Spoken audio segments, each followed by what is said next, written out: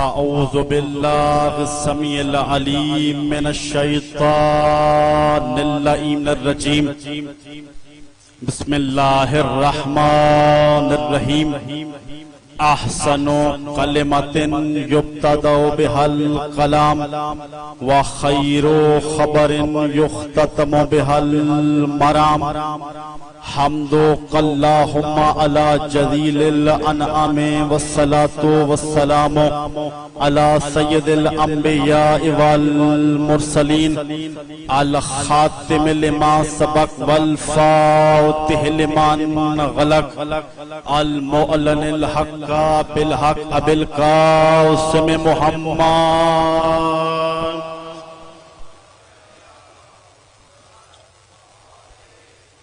وأهل بيته الطيبين الطاهرين المعصومين المنتجبين المنتخبين المظلومين الذين أذهب الله عنهم الرجس وطهرهم تطهيرا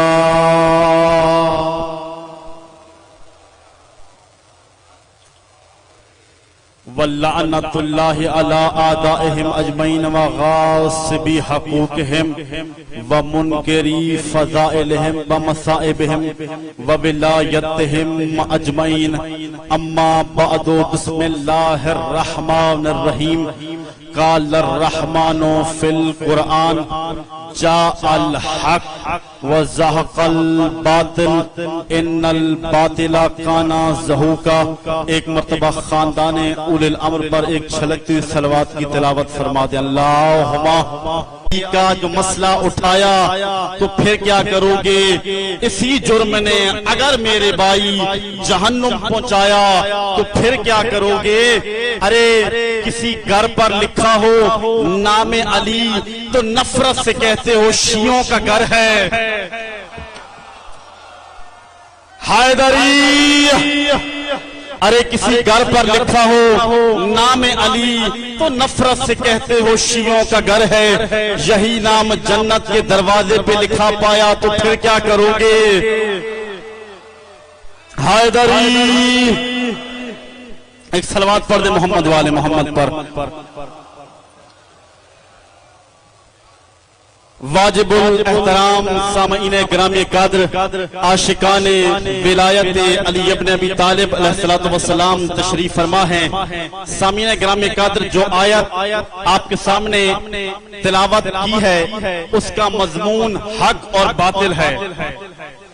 جاء الحق وزهق الباطل ان الباطل کان زہوقا۔ میں چہروں پر تھوڑی سی گھبراہٹ دیکھ رہا ہوں۔ اکثر جب کوئی بندہ کسی کے ہاں مہمان ہوتا ہے بابا جی تو تعارف کروایا جاتا ہے۔ تعارف میں انسان شاید نام بتاتا ہے، پتہ بتاتا ہے، یعنی انسان یہ بتاتا ہے کہ میں کون ہوں۔ میں یہ نہیں بتاؤں گا کہ میں کون ہوں، میں یہ بتانا چاہتا ہوں میں کیا ہوں۔ انبیاء کی صف میں رہتا ہوں، انبیاء اور فرشتوں کی صف میں رہتا ہوں، علی کے ساتھ علی کے نجف میں رہتا ہوں۔ سامعین گرامی قدر حق اور باطل، میں اپنی تقریر کا پہلا فقرہ آپ کی شاداب سماعتوں کی نظر کر رہا ہوں۔ میں کہتا رہتا ہوں ممبر سے کہ خدا کی قسم اگر کائنات آدم و عالم میں ابو طالب کا غیرت مند بیٹا علی ابن ابی طالب نہ ہوتا، کائنات کو معلوم ہی نہ ہوتا حق کون ہے باطل کون ہے۔ حیدری بہت مہربانی۔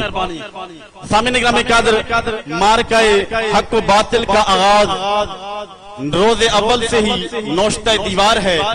مارکہ حق و باطل کا آغاز اسی دن سے ہو گیا تھا جس دن ابلیس نے، شیطان نے اللہ کا حکم ماننے سے انکار کرتے ہوئے سرکشی کی اور پوری ہمت اور طاقت اور غرور و تکبر کے ساتھ خداوند قدوس کی بارگاہ میں کہنے لگا کہ میں تمام پورے ارض پر انسانوں کو اپنے بہکاوے اور اپنے مکر و فریب فریب میں لانے کا عمل جاری رکھوں گا۔ اور سامعین گرامی قدر، آج بھی کائنات آدم و عالم میں ابلیس اور اس کے چیلے حق والوں کے سامنے کسی نہ کسی صورت میں موجود ہیں۔ لہذا تاریخ مارکہ حق و باطل ہم اثر تاریخ بندہ بشر ہے۔ جس دن سے انسان کی آفرینش کا سورج طلوع ہوا ہے، اس دن سے، اس وقت سے حق اور باطل باہم دست و گریباں ہیں۔ قرآن مجید فرقان حمید نے حق و باطل کی تاریخ کو بڑی طول و تفصیل کے ساتھ بیان فرمایا ہے، لیکن میں یہاں پر اشارہ کرتے ہوئے گزروں گا۔ سمجھدار حضرات تشریف فرما ہے۔ سامعین گرامی قدر، تاریخ نے ہمیں یہ تو دکھایا کہ حق کے مقابلے میں باطل آیا ہے، تاریخ نے ہمیں یہ بھی دکھایا کہ باطل کے مقابلے میں باطل آیا ہے، اور شاید یہ ممکن بھی ہے کہ حق کے مقابلے میں باطل آ جائے، یہ بھی ممکن ہے کہ باطل کے مقابلے میں باطل آ جائے۔ اب جو علی سننا ہے وہ سروں کو اٹھائے۔ سامعین گرامی قدر، اپنی تقریر کا پہلا فقرہ آپ کی شاداب سماعتوں کی نظر کر رہا ہوں۔ سامعین گرامی قدر، میں نے یہ کہا تاریخ نے ہمیں یہ دکھایا کہ حق کے مقابلے میں باطل آیا، باطل کے مقابلے میں باطل آیا۔ سامعین گرامی قدر، یہ ہو بھی سکتا ہے کہ حق کے مقابلے میں باطل آ جائے، باطل کے مقابلے میں باطل آ جائے، لیکن یہ نہیں ہو سکتا کہ حق کے مقابلے میں حق آ جائے، اس لیے کہ حق کے مقابلے میں جب بھی آئے گا باطل آئے گا، جمل ہو یا سفین ہو۔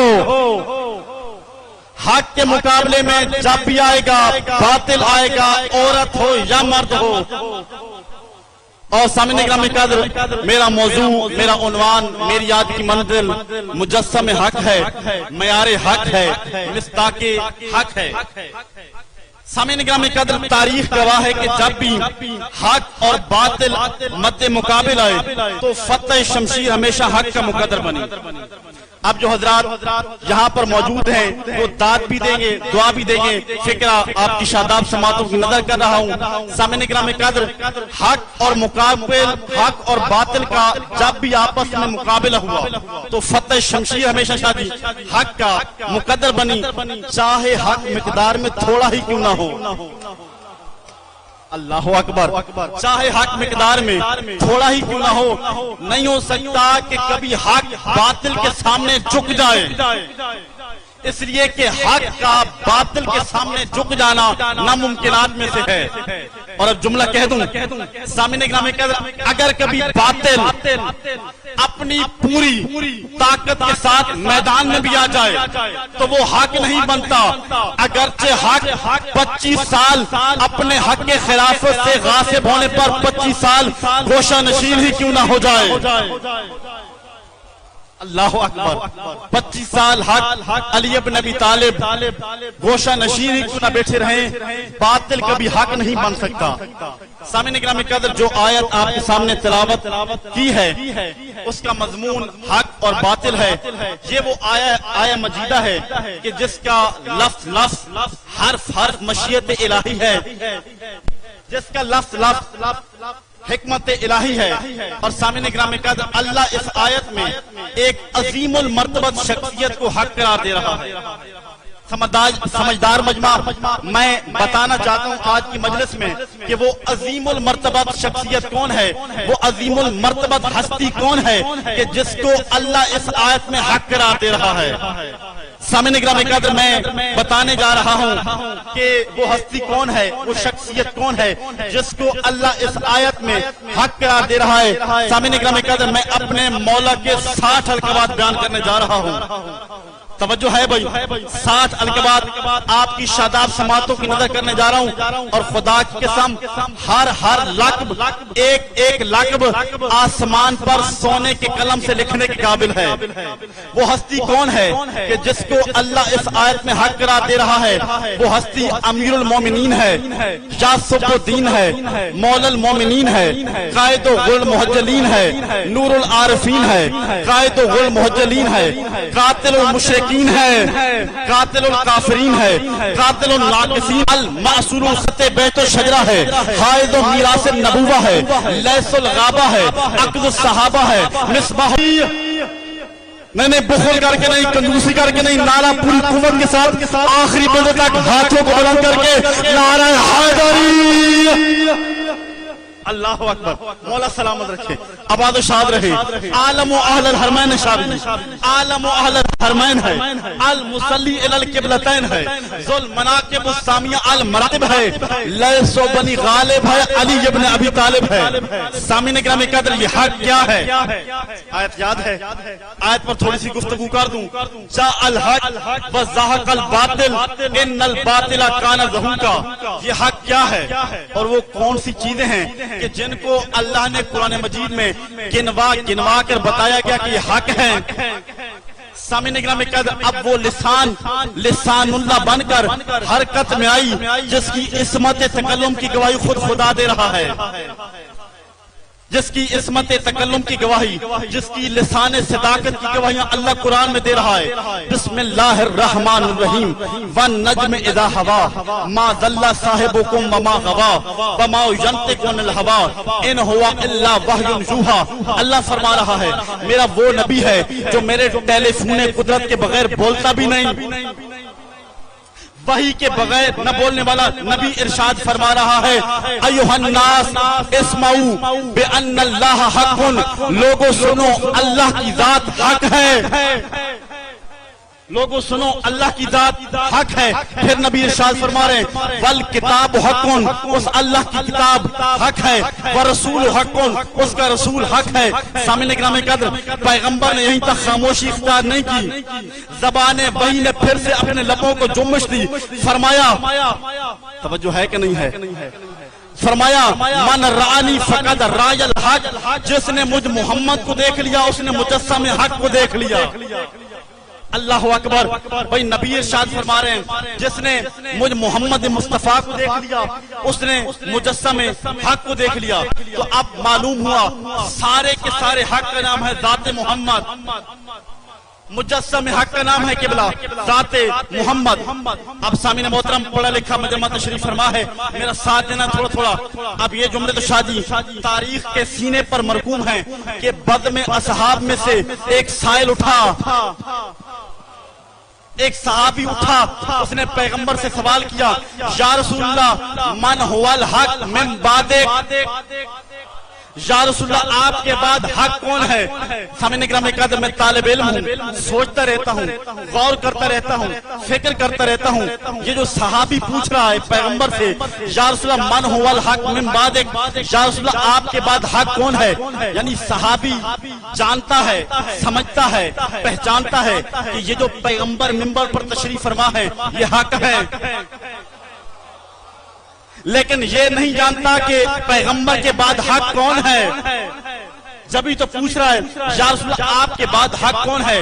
سامعین کرام قدر، اب یہ جملے تو مستند کتابوں میں لکھے ہوئے ہیں کہ مسجد نبوی کی طرف سے تمام اصحاب کے دروازے بند ہو گئے تھے۔ اب تو فضائل سن رہا ہے، سروں کو اٹھانا۔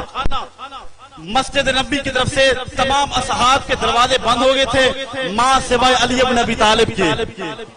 اب جو ادب کا ذوق رکھتے ہیں، میں اس جملے کو ادب میں کہنا چاہتا ہوں، تمام اصحاب کے دروازے پیغمبر کی نظر علی کے چہرے پر، صحابہ کی نظر علی کے چہرے پر۔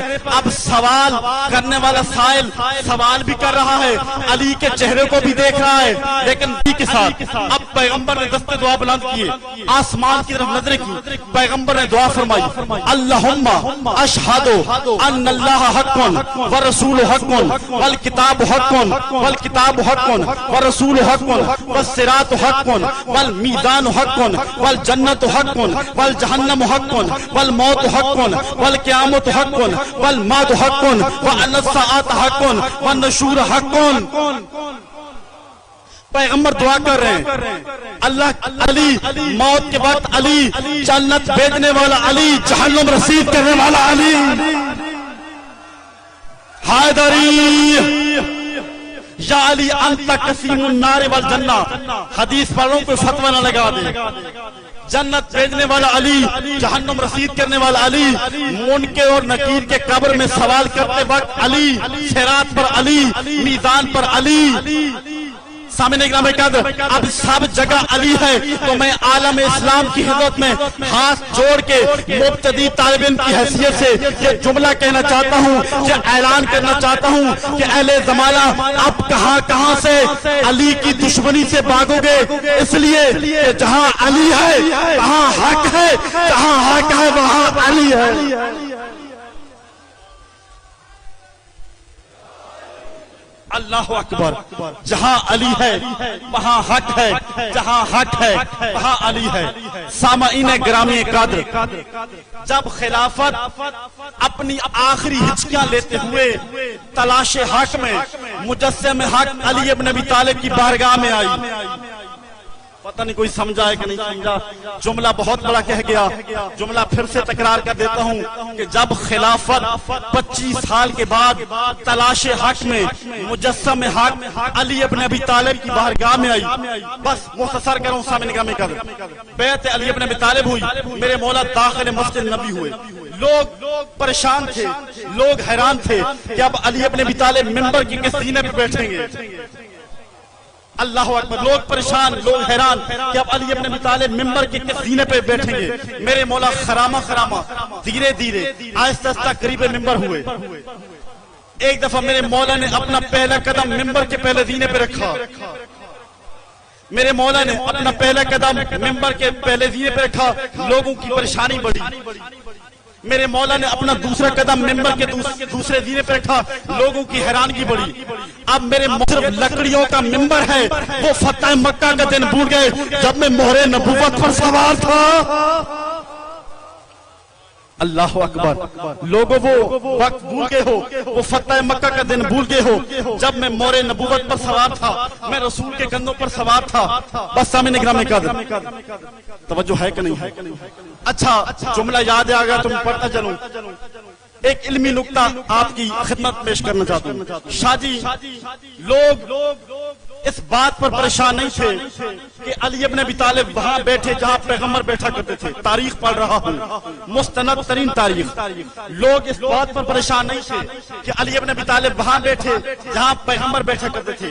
लोग इस बात पर परेशान थे कि तसलसल खिलाफत की जाहिरी ज़ीनत इस तरह से थी कि जब रहलते पैगंबर के बाद, वफाते पैगंबर के बाद जमाना खिलाफत शुरू हुआ तो खलीफा अव्वल एहतराम पैगंबर की वजह से मिंबर के दूसरे जीने पे बैठे। भाई बहुत बड़ी बात कर रहा हूँ। मरकजी मिंबर, मरकजी इमाम बरगाह और मौला के मानने वाले, मौला के सुनने वाले अज़ादात तशरीफ फरमा है। रहलत पैगंबर के बाद खलीफा अव्वल एहतराम पैगंबर की वजह से मिंबर पे के दूसरे दिन पे बैठे शादी। और जब खिलाफत सानी का वक्त आया तो खलीफा सानी एहतराम पैगंबर और एहतराम खलीफा अव्वल की वजह से मिंबर के तीसरे दिन पे बैठे। और जब खिलाफत सालिस का वक्त आया तो खलीफा सालिस एहतराम पैगंबर और एहतराम शेखैन की वजह से मिंबर के आखिरी जीने पे बैठे। और मेरे मौला अली इब्न अबी तालिब वहां का जलवा फरोज हुए जहां पैगंबर बैठा करते थे। सामने ग्राम कद्र, लोगों के इसी वहमो गुमान को दूर करने के लिए अहले सुन्नत के बहुत बड़े आलिम दीन, अहले सुन्नत के बहुत बड़े इमाम अहमद बिन हम्बल अपनी शौर्य-ए-फा किताब मनाक़िब इमाम अहमद बिन हम्बल जल्द 2 सफ़ा नंबर 39 पर लिखते हैं, इन्नल खिलाफत लम तुज़य्यिन अलीयन बल अलीयुन ज़य्यनहा। लोगों, खिलाफत ने अली को जीनत नहीं दी, यह तो खिलाफत अपने ऊपर फख्र करे अली ने कबूल कर लिया है। अल्लाह अकबर, अल्लाह अकबर। जब मेरे मौला की बैत हुई तो हजरत अबू ज़र गफारी सफ़ों को चूरते हुए मिंबर के पास आए। लोग मुबारक दे रहे थे, या अली आपको खिलाफत मुबारक, या अली आपको खिलाफत मुबारक, या अली आपको तख्त मुबारक।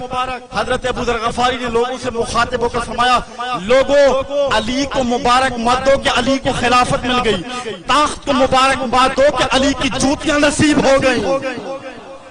अल्लाह अकबर, अल्लाह अकबर। अली के कदम मिल गए मिंबर को। सामने ग्राम कद्र, तवज्जो है कि नहीं है? तो आप उस मुजस्सम हक की बुलंदी तक कौन पहुंच सकता है कि जिसके صفات و کمالات اس بلندی پر ہوں کہ جہاں پر عقل بشریت اپنی عاجزی کا یوں اظہار کرتے ہوئے نظر آتی ہے کہ فاض العلی بالعلا فوز ہادہی فکل الی کل منصوب و مضاف، کہ علی ابن ابی طالب بلندیوں پر گئے. یہ علی کی فضیلت نہیں، یہ تو بلندیوں کی فضیلت ہے کہ علی تک پہنچ گئی. حیدری، یہ تو بلندیوں کی فضیلت ہے کہ علی تک پہنچے. بس سامنے نگراں میں قدر ختم کر رہا ہوں. اچھا، جس طرح یہاں پر عزادار محبان اہل بیت تشریف فرما ہے، مجلس ہو رہی ہے، بزم لگی ہوئی ہے شہر نجف اشرف میں، اسی طرح علماء کی ایک بزم لگی ہوئی تھی. آخری جملہ حق اور باطل. علماء تشریف فرما تھے نجف اشرف کے جید علماء، انہی میں صاحب الغدیر علامہ امینی تشریف فرما تھے. واقعہ سننے والا ہے.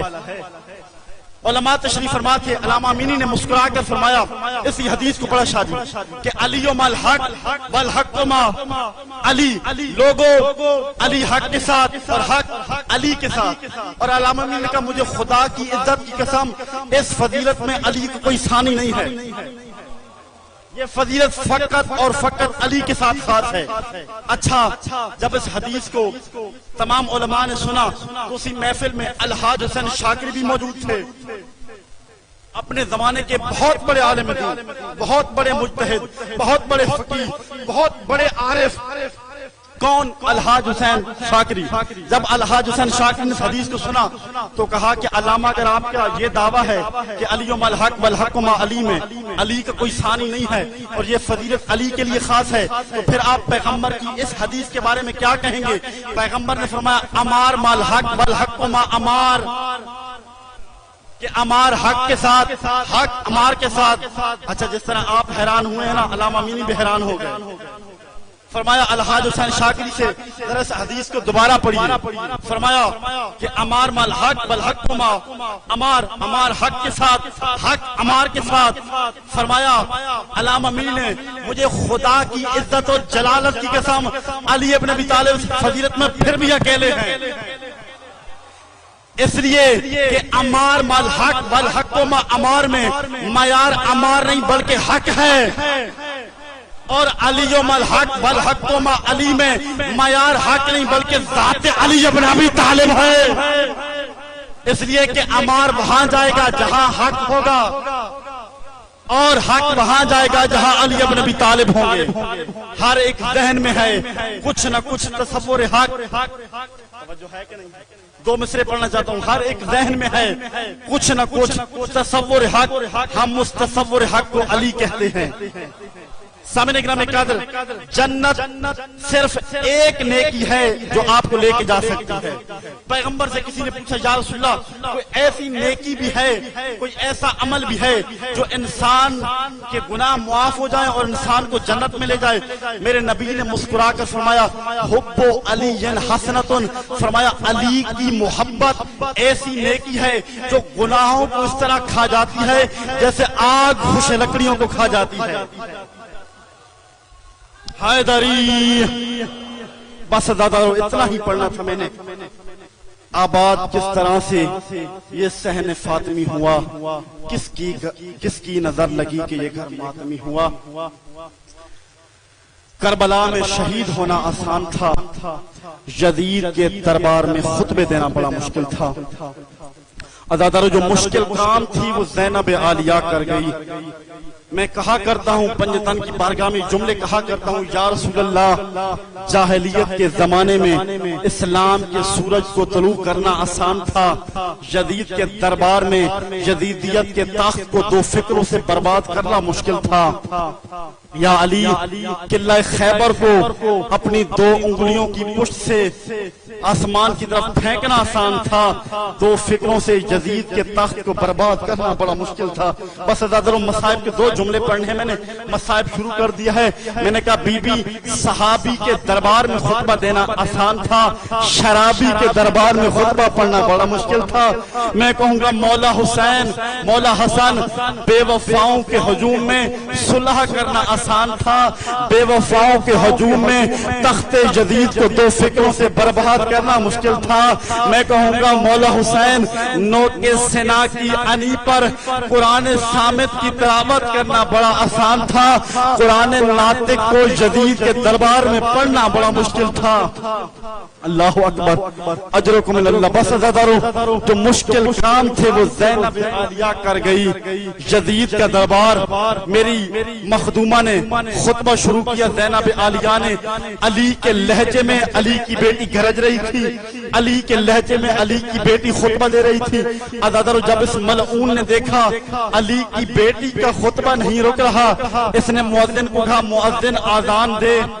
عزادارو مؤذن گلدستہ اذان پہ آیا, مؤذن کے حلق سے آواز نہیں نکل رہی. عزادارو اب ایک مرتبہ اس نے کہا سر حسین ابن علی لایا جائے. عزادارو سر حسین ابن علی لایا گیا. اس ملعون نے سر حسین ابن علی کو اپنے نجس ہاتھوں پہ اٹھایا, زینب کے روبرو کیا. عزادارو جب سبز کپڑا سر حسین ابن علی سے اٹھایا گیا, ایک مرتبہ حسین کے کٹے لبوں سے آواز آ رہی تھی اے یزید رسول کے بیٹے کی حتک نہ کر, اے یزید رسول کے بیٹے کی بے حرمتی نہ کر. تجھے خدا محمد کا واسطہ, تجھے خدا نبی کا واسطہ. بس عزاداروں مجھے نہیں پتا کربلا میں زینب عالیہ پر کیا گزری, کوفہ میں زینب عالیہ پر کیا گزری, شام میں زینب عالیہ پر کیا گزری. عزاداروں ایک واقعہ پڑھنا چاہتا ہوں. جب قیدوں کو نبھا کے آئے نا سید سجاد مدینہ میں, میرے مولا کے ایک چاہنے والا جس کا نام ہے منہال آ کے میرے مولا سے پوچھتا ہے مولا اتنا کیوں روتے ہیں؟ مولا جب پانی کو دیکھتے روتے ہیں, مولا جب کسی جانور کو ذبح ہوتے ہوئے دیکھتے مولا رہتے ہیں. مولا سے پوچھا گیا مولا سب سے زیادہ مصائب کہاں پر آئے؟ میرے مولا نے رو کر کہا الشام الشام الشام. منہال رو کے پوچھا مولا شہادت تو آپ کا ورثہ ہے, مولا خون کے آنسو کیوں ہوتے ہیں؟ میرے مولا نے فرمایا منہال تو نے انصاف نہیں کیا, بے شک شہادت ہمارا ورثہ ہے, لیکن منہال ہمیں یہ بتا کیا پھوپھیوں اور ماؤں کے ساتھ کبھی کوفہ کا بازار, کبھی شام کا بازار, کیا یہ بھی ہمارا ورثہ ہے؟ منہال نے پوچھا سب سے منہال نے پوچھا مولا سب سے زیادہ مصائب کہاں پر آئے؟ میرے مولا فرماتے منہال جب شام کا بازار آیا 10,000 ملعون شراب پی رہے تھے, 10,000 ملعون ڈھول بجا رہے تھے, 10,000 ملعون پتھر مار کے کہہ رہے تھے مارو باغی کی بہنیں آ گئیں. عزاداروں میرے مولا سید سجاد فرماتے ہیں منہال سنو گے, جب میری پھوپھی زینب عالیہ چلی تھی نا کربلا سے کوفہ کو اور کوفہ سے شام تک, میری پھوپھی زینب عالیہ یہ کہتی رہی مسلمانوں مجھے چادر دے دو میں نبی کی بیٹی ہوں, اور مسلمانوں مجھے چادر دے دو میں علی کی بیٹی ہوں. لیکن سید سجاد فرماتے ہیں منہال جب شام کا بازار آیا میری پھوپھی کا مطالبہ بدل گیا, فکرے بدل گئے. میری پھوپھی جو پہلے کہہ رہی تھی مسلمانوں مجھے چادر دے دو, اب فکرے تبدیل ہو گئے. فرمایا مسلمانوں مجھے چلنے کا رستہ دے دو. اللہ اکبر اجرکم اللہ. مسلمانوں مجھے چلنے کا رستہ دے دو, میں تمہارے نبی کی بیٹی ہوں. آخری فکر عزادارو علامہ یاشا صاحب مرحوم مصائب پڑھ رہے تھے. جب علی کی بیٹی آئی ہے نا قیدوں کو نبھا کر مدینے میں, تو ایک تھیلے سے قمید حسین کو نکالا, اپنے نانا محمد کی قبر پہ رکھا اور فرمایا یا جدی یا رسول اللہ ھذا قمید الحسین قد قبلت یدی. حسین کا کرتا ہے جس کے لبوں کو چوما کرتے تھے, اسی حسین قمید ہے جس کو کندھوں پہ بٹھایا کرتے تھے. عزادارو علامہ مرحوم جاسا فرما رہے تھے منبر سے سارا مقتل سنایا زینب عالیہ نے, سارا مقتل سنا کے زینب عالیہ نے فرمایا نانا اگر نامحرم نہ ہوتے زینب کلائیوں کا پردہ ہٹا کے دکھاتی, امت نے کیا اجر رسالہ دیا ہے.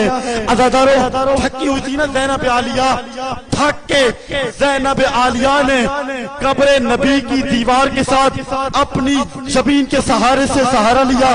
قبلہ نے مجلس ختم کی, قبلہ جا رہے تھے, ایک مومن نے آ کر پوچھا قبلہ جب کوئی مسافر تھکا ہوتا ہے, عدد مصائب کا بہت بڑا جملہ پڑھنے جا رہا ہوں, فرمایا قبلہ جب کوئی تھکا ہوا مسافر ہوتا ہے تو وہ دیوار کے ساتھ اپنی پشت کو لگاتا ہے.